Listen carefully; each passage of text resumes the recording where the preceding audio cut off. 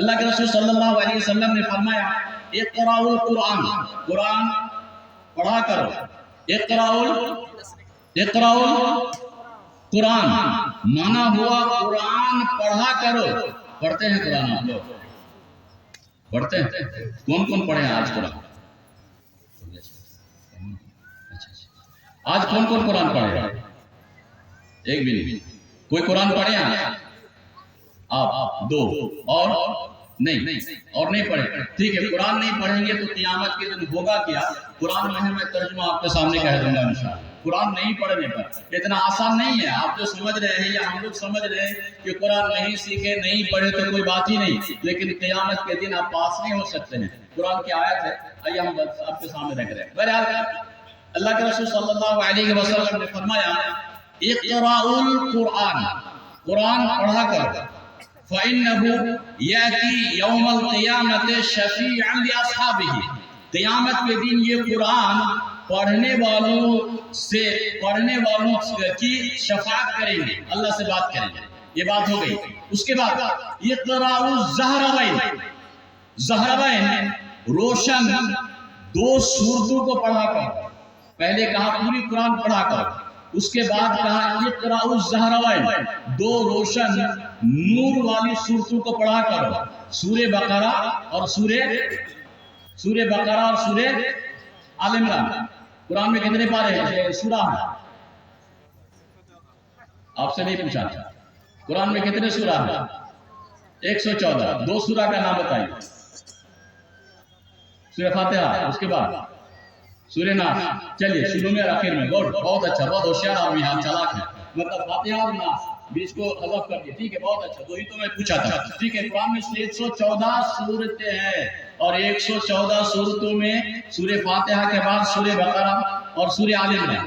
تو اللہ کے رسول نے فرمایا کہ اے مسلمانوں، بالخصوص سورہ بقرہ اور سورہ آل عمران پڑھا کرو.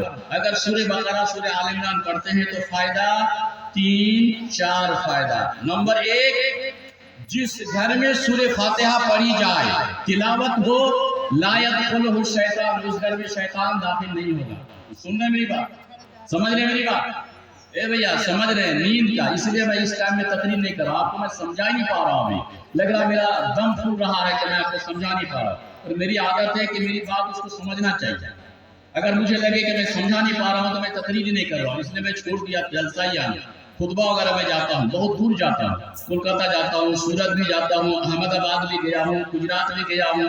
اس کے بعد آپ کا پھر ابھی سورت خطبہ کے لیے آپ کو یقین نہیں ہوگا میری بات پر، فلائٹ کا ٹکٹ اور خطبہ دینے میں جا رہا ہوں. خطبہ بس بول لیا، باقی کچھ نہیں. کولکاتہ ہر مہینے میں ایک بار مجھے جانا ہے خطبہ دینے کے لیے. یہ میرا فیوریٹ سبجیکٹ. لیکن جلسہ ایک دم نہیں. میرا ماننا یہ ہے کہ میں آپ کو سامنے والوں کو 100% سمجھا سکوں تاکہ وہ سمجھے میری بات. اگر لگے کہ میں سمجھا نہیں پا رہا ہوں پھر بات نہیں کر پاتا ہوں. لگتا ہے کہ میں ہمت بھی نہیں ہے. بہرحال تو اللہ کے رسول صلی اللہ علیہ وسلم نے فرمایا کہ سورہ بقرہ سورہ آل عمران پڑھا کرو. فائدہ کیا؟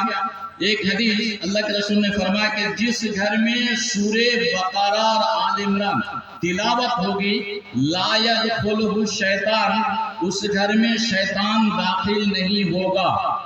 بھیا اگر آپ چاہ رہے ہیں کہ آپ کے گھر میں شیطان داخل نہ ہو تو سورہ بقرہ پڑھیے نا. تعویذ لٹکانے کی ضرورت نہیں ہے. اوجھا کو مت بلائیے، گناہ کا کام ہے میرے بھائی. کہاں تو اوجھا کو بلائیے گا، تعویذ لٹکائیے گا.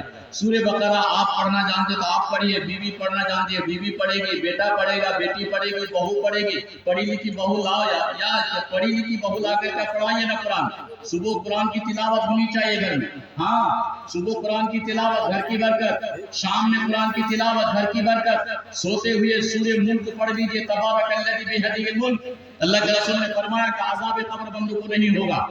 اگر کوئی شخص رات میں سوتے وقت سورہ ملک پڑھ لیتا ہے ڈیلی، اگر اس کی موت واقع ہوتی ہے تو نبی صلی اللہ علیہ وسلم نے فرمایا بندے کو عذاب قبر نہیں ہوگا. تو عذاب قبر سے معاف کرنا چاہتے اپنے آپ کو تو سورہ ملک پڑھے. آج ہمارے ماں بہن بڑے چھوٹے پڑھا لکھا ہی نہیں ہے، قرآن کی تلاوت گھر میں نہیں ہے، نہ صبح نہ شام. گانا بجانا، ریڈیو، موبائل، اسی میں بیٹھ لیں گے. سنیے، گانا بجانا جس گھر میں ہوتا ہے باپ بیٹا دونوں جہنم میں جائے گا. ابھی آ رہی ہے حدیث. اتنا آسان نہیں ہے. ابھی دلیل میں فالتو باتیں نہیں کرتا ہوں، کوشش کرتا ہوں کہ حدیث قرآن آپ کے سامنے رکھوں، لیکن یہ بات نہ رکھنے کی ہے، نہ سمجھانے کی ہے، اور نہ دل میں گھسنے کی ہے۔ بس 10 منٹ اور انشاءاللہ آپ کے سامنے۔ برابر جس گھر میں سورہ بقرہ کی تلاوت ہوگی، پہلا کیا میں بولا، اس گھر میں شیطان داخل نہیں ہوگا۔ نمبر 1، جس گھر میں سورہ بقرہ کی تلاوت ہوگی، سورہ آل عمران کی، اس گھر والوں پر کوئی جادو منتر جادو نہیں چلا سکتا ہے۔ لا یستطیعہما البتہ، لا یستطیعہما البتہ۔ جس گھر میں یا جو شخص صبح کو یا شام کو 1 آیت ہو یا 2 آیت ہو یا 10 آیت ہو سورہ بقرہ پڑھ لے، اس بندے کو اس دن کوئی مائکل جادو منتر نہیں چلا سکتا۔ اے بھیا، اگر جادو منتر سے بچنا چاہتے ہیں، اپنے بچوں کو بچانا چاہتے ہیں اور شیطان سے بچنا چاہتے ہیں، تو میرے ماں بہن کو میں یہ کہوں گا کہ آج کل ماں بہن جو بچہ ہوتا ہے تو وہ ٹیکا لگا دیتی ہے۔ دعا کہاں چلے گئی؟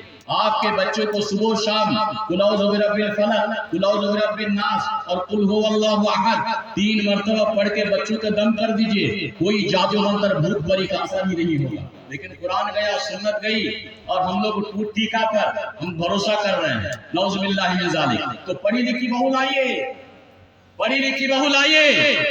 اپنے اسلام کو کیا سمجھا؟ 3 لاکھ جہیز کے نام پر آپ ان پڑھ بہو کو لاتے ہیں جو آپ کے گھر کو ویران کر دیتی ہے۔ نہ صبح اللہ کا نام ہے، نہ شام کو اللہ کا نام ہے، نہ اللہ و نماز پڑھتی ہے، وہ لا کر کے شرک و بدعت آپ کے گھر کو بند کر دیتی ہے۔ خبردار، یہ 3 لاکھ جہیز کے چکر میں اپنی ان پڑھ بہو خبردار مت لائیے۔ مدرسے کی پڑھی لکھی بہو جو قرآن پڑھنا جانتی ہے اور قرآن کی وجہ سے آپ کے گھر میں برکت ہوگی، تو ایسے بہو کو لائیے، بیٹا کو پڑھائیے۔ مدرسے میں بیٹا کو پڑھانا اتنی ضروری ہے، اور ضروری سمجھیے کہ قرآن، اور کم از کم موت کے بعد آپ کا بیٹا آپ کے سرہانے میں کھڑے ہو کر کے قبر پہ جا کے رب ارحمہما کما ربیانی صغیرا، آپ نے بھروسہ کیا مولوی دعا کرے گا آپ کے لیے۔ کیوں مولوی کرے گا؟ آپ مولوی کا باپ ہیں؟ کوئی مولوی رب ارحمہما دعا نہیں کر سکتا۔ کر سکتا ہے؟ علماء بیٹھے ہوئے ہیں، کر سکتا ہے، کر سکتا ہے رب ارحمہما، رب ارحمہما دعا کر سکتا ہے مولوی؟ رب ارحمہما دعا کوئی مولوی کسی کے لیے نہیں کر سکتا۔ مولوی اپنے باپ کے لیے کرے گا، یا اپنے باپ کے لیے کرے گا۔ میں آپ کے لیے نہیں کہہ سکتا ہوں رب ارحمہما، نہیں کہہ سکتا ہوں۔ میں اس کے لیے نہیں کہہ سکتا ہوں رب ارحمہما، میں اس کے لیے نہیں کہہ سکتا ہوں رب ارحمہما۔ اس کا معنی ہوا بیٹا اور بیٹی اگر ہے تو وہی دعا یہ پڑھے گا رب ارحمہما کما ربیانی صغیرا۔ آپ اپنے اولاد کو یہ دعا سکھا کر مریے، دعا سکھائیے، بیٹی بیٹا مر جاؤں دنیا کی مولویوں پر بھروسہ نہیں، یہ دعا میرے سرہانے میں پڑھو گے رب ارحمہما کما ربیانی صغیرا، اللہ باپ کو معاف کر دے گا۔ مولویوں پر بھروسہ کر رہے ہیں کہ مولوی آپ کے لیے وہ فاتحہ پڑھے گا اور دعا کرے گا۔ کون کس کے لیے دعا کرتا؟ کون کس کے لیے دعا کرتا؟ افسوس آج بہت سارے لوگ جنازے کی دعا اس کو یاد نہیں ہے نہیں ہے، لیکن سمجھا نہیں پا رہا۔ بہت سارے لوگ جنازے کی دعا یاد نہیں، اور یہ بات قرآن سورہ روم آیت نمبر 7 میں اللہ تعالیٰ ہزاروں سال پہلے فرما دیا، یعلمون ظاہرا من الحیات الدنیا وهم عن الآخرة یعلمون ظاہرا من الحیات الدنیا وهم عن الآخرة هم غافلون۔ دنیا سب جانتا ہے، ٹوپی کیسے خریدنی ہے، لال سفید کالا جاڑا، گاڑی کیسے لینی ہے، بہو کہاں دیکھنا ہے، میک کون لگانا ہے، سامیانہ کون اچھا رہے گا، لیکن اس سے پوچھے کہ باپ کے جنازے میں کیا پڑھو گے، یاد ہے؟ یاد ہے؟ بھابھی لوگوں سے پوچھ رہا ہوں، یاد ہے؟ باپ کے جنازے میں کھڑے ہو کے کیا پڑھیں گے؟ کیا پڑھیں گے؟ اب مولوی پر کر رہے ہیں، مولوی پڑھ دے گا۔ ارے آپ کو پڑھنا چاہیے تھا، اے اللہ میرے باپ کو معاف فرما دو۔ مولویوں پر بھروسہ کر رہے ہیں، نہیں، آپ کو پڑھنا ہے۔ ہر شخص، کتنا افسوس ہے، جنازہ باپ کا نہیں، جنازہ باپ کا ہے، کس کو پڑھانا چاہیے جنازہ؟ بیٹے کو نا، بیٹے کو اگر یاد نہیں ہے تو کیا کرے گا؟ مولوی کو بلائے گا، اور وہ جو نہیں جانتا وہ تو کھڑا ہے نا، وہ تو ویسے ہی کھڑا ہے نا، کھڑا ہے کہ نہیں کھڑا ہے؟ موت کے بعد بھی آپ کے ساتھ دھوکا ہو رہا ہے۔ یہی اللہ تعالیٰ سورہ روم میں کہا یعلمون ظاہرا من الحیات الدنیا، دنیا کا ظاہری معاملہ جو ہے خوب جانتا ہے، بہت ہوشیار ہے، بہت چالاک ہے، بہت اچھا، گاڑی کون لینی ہے جو بہت چالاک ہے، گھر کیسے کرنا بہت چالاک ہے۔ جنازے کی دعا نہیں ہے، کھانے کی دعا نہیں ہے، سونے کی دعا نہیں ہے، قرآن پڑھنا آتا ہے نہیں ہے۔ دن سے رات دنیا میں بڑا ہوشیار چالاک ہے، بہرحال پھر میں پلٹ کے وہاں جاتا ہوں جہاں سے میں چھوڑا. قرآن پڑھنا چاہیے.